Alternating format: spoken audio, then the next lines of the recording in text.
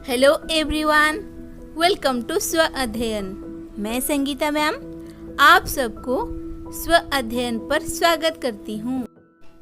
आज हम पढ़ेंगे कक्षा 7वीं बाल महाभारत कथा की पाठ्य विषय 12वां दिन। युधिष्ठिर को जीवित पकड़ने की चेष्टा के विफल हो जाने पर अंत में यही निश्चय किया गया कि अर्जुन को युद्ध के लिए ललकारा जाए और लड़ते लड़ते उसे युधिष्ठिर से दूर हटाकर ले जाया जाए। युद्ध का 12वां दिन था। बहुत ही भयानक लड़ाई हो रही थी। आचार्य द्रोण ने युधिष्ठिर को जीवित पकड़ने की कई बार चेष्टा की पर असफल रहे। भगदत्त के हाथी ने भीमसेन को मार दिया।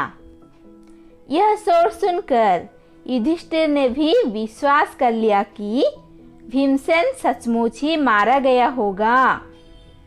यह सोचकर उन्होंने अपने वीरों को आज्ञा दी कि वे भगदत्त पर हमला करें। इधर युधिष्ठिर द्वारा भेजी गई कुमुक आ पहुंची और वृद्ध भगदत्त को चारों तरफ से पांडव वीरों ने घेर लिया था। उधर दूर अर्जुन सशंतकोक से लड़ रहा था। अर्जुन के पहुंचते ही पांडवों की सेना में नया उत्साह आ गया। हाथी पर सवार भगदत्त ने अर्जुन और श्री कृष्ण दोनों पर ही बाण बरसाने शुरू किए। भगदत्त ने एक तोमर अर्जुन पर चलाया। तोमर अर्जुन के मुकुट पर जा लगा। इससे अर्जुन को बड़ा क्रोध आया।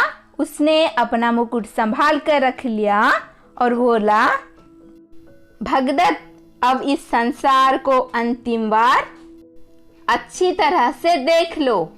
यह कहते कहते अर्जुन ने अपना गांडीव तान लिया।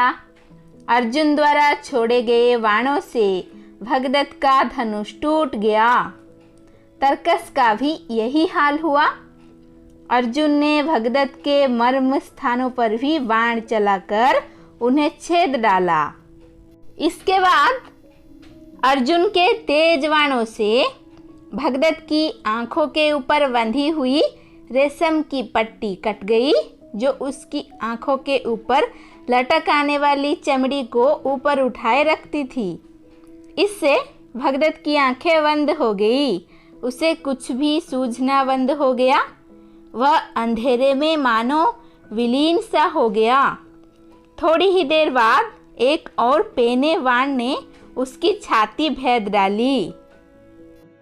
भगदत्त को गिरते हुए देखकर कौरवों की सेना मारे भय के तितर बितर होने लगी, किंतु शकुनी के दो भाई वृषक और अचक तब भी विचलित न हुए और जमकर लड़ते रहे।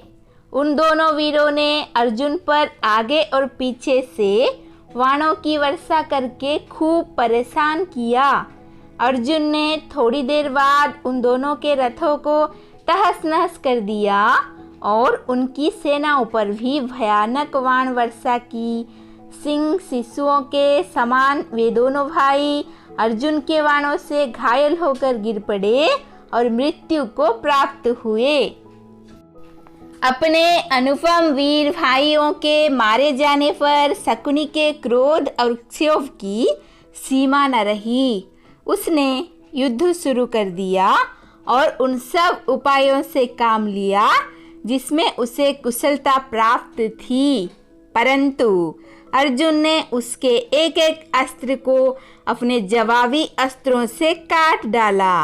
अंत में अर्जुन के बाणों से शकुनी ऐसा आहत हुआ कि उसे युद्ध क्षेत्र से हट जाना पड़ा।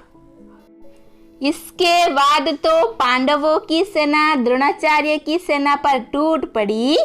असंख्य वीर खेत रहे। खून की नदियां सी बहने लगी। थोड़ी देर बाद सूर्य अस्त हुआ। अपनी सेना का यह हाल देखकर द्रोणाचार्य ने लड़ाई बंद कर दी। दोनों पक्षों की सेनाएं अपने अपने डेरों को चल दी और इस प्रकार 12वें दिन का युद्ध समाप्त हुआ।